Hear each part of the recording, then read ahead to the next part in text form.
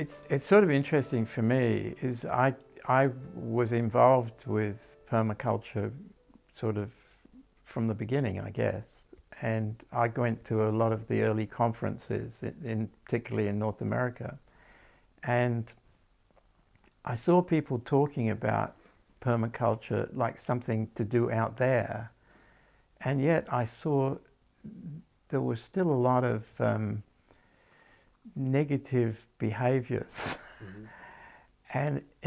and I just had this sort of phrase came to my mind one day. I thought, you know, to have permaculture out there, you need to have permaculture in here.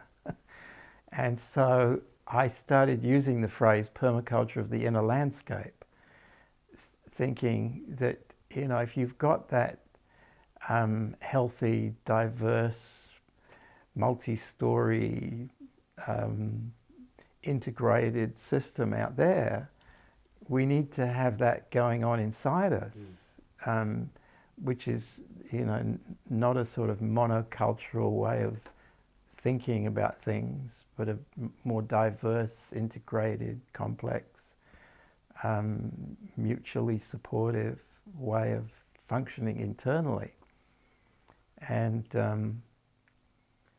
And eventually it led to the writing of a book in Australia about that, Mm-hmm. which was quite an interesting, but it was still only a first step. What's the book called?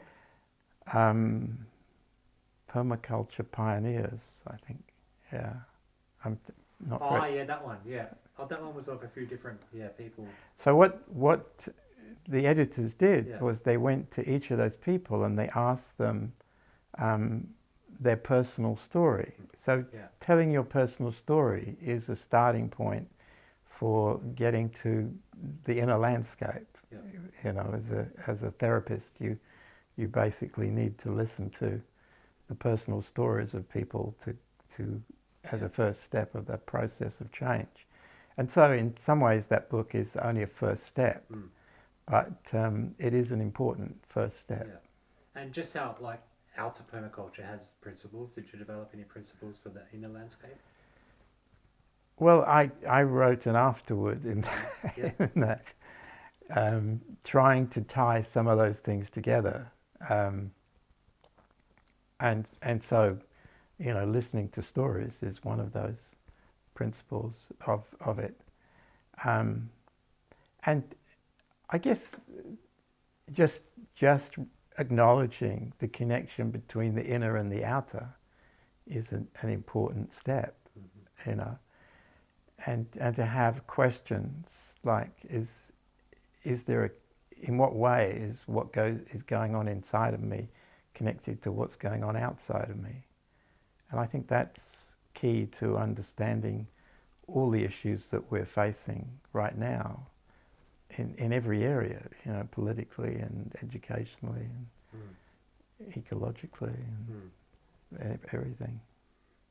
In some ways, the knowledge that we think we know is what's tied into cleverness, you know, and it's what we study in school and get tested on and so forth. But the other stuff, which is the majority, is really only accessible through experience and intuition and feelings and gut sense and all those sort of things. And it manifests as wisdom. And so in some ways, what's needed most in solving the dilemma we're in is wisdom, which is the basis for being clear about values and priorities, and all that cleverness needs to be in the service of that wisdom and so forth. And all the real great creativity, in a sense, is tied up with that. And the tragedy at the moment is wisdom is sort of an extracurricular activity in our educational system. So the whole educational system is pretty much dedicated to cleverness, which is partly why we're not making a lot of progress. How can permaculture help people survive and thrive through climate catastrophe and resource depletion?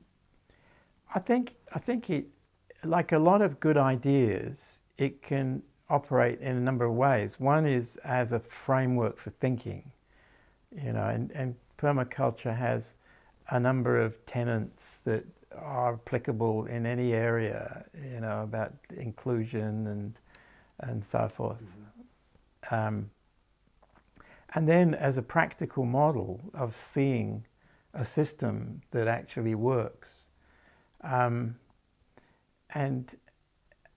part of that is that it's based on diversity, and it's based on an ecosystem having a number of jobs that need to be done, and a number of species that are carrying out those jobs in a way that are mutually supportive of one another.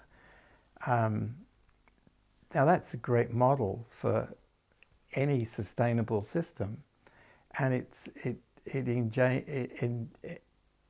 helps efficiency, it minimises waste, and it's more able to be tinkered with, to change it as our needs change over time, to introduce another species to be part of this story, or to take one out, or increase one or decrease one.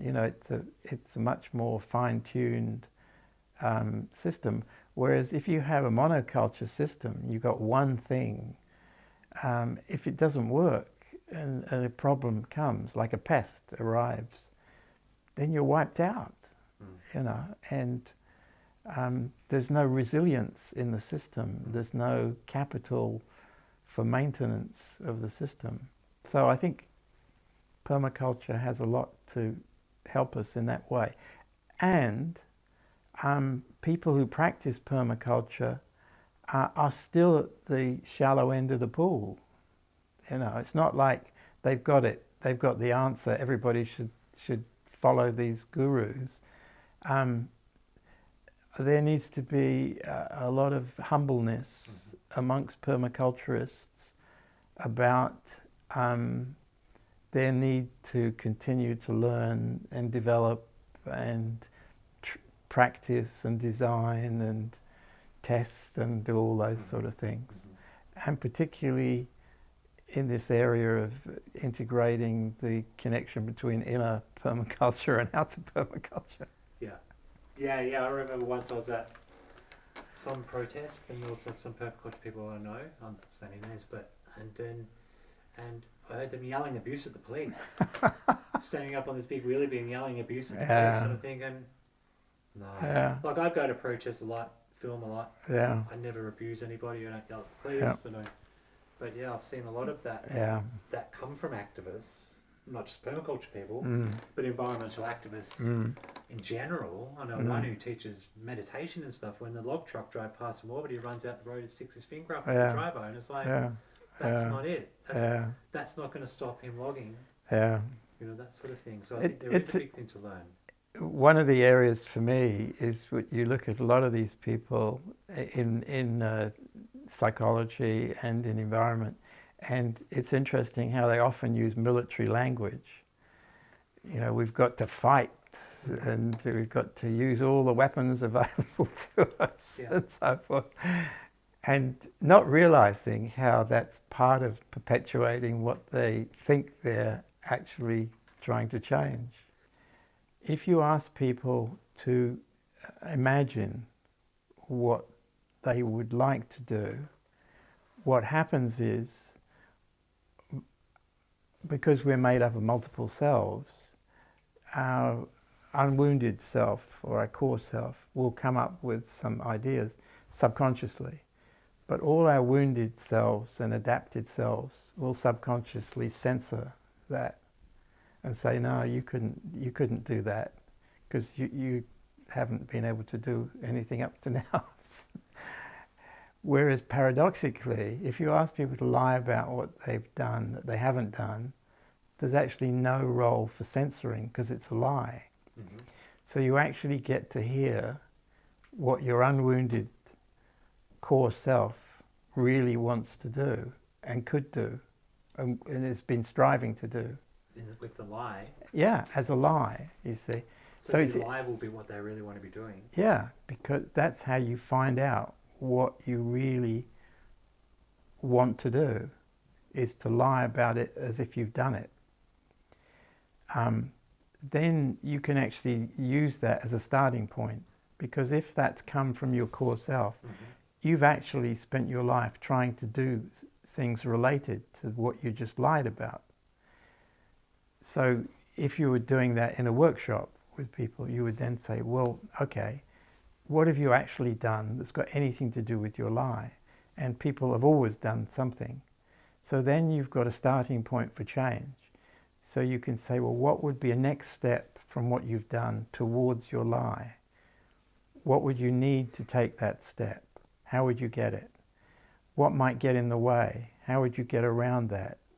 And eventually, what commitment can you make to take a step?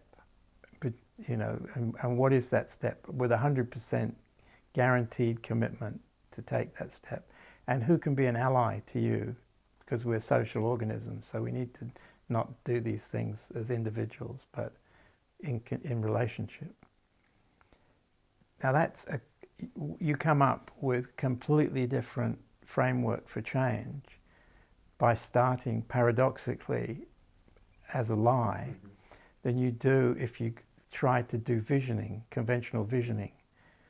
So conventional visioning never gets you anywhere that's sustainable. It gets you to accommodate a better way to live with the mess we're in. Yeah. Whereas if you paradoxically start by doing the lying thing, you get to what is actually core important and doable. And that's what sustainability is actually based on. So that's my greatest discovery. I think often we need to come up with paradoxical ways of enabling these changes. Like I was thinking about, you know, getting people to look at things, you know, saying you're not allowed to look at this. You know, you'll get more people looking at it if you say, do not read this book, you know, have a title of a book, you know, do not read this book. Do not watch this documentary. Do not watch this documentary. You're not allowed to watch this documentary. You know, it's like somehow you've got to enable people to cross a boundary that they feel they don't dare cross. Maybe that needs to be the tagline of Eco Sophia.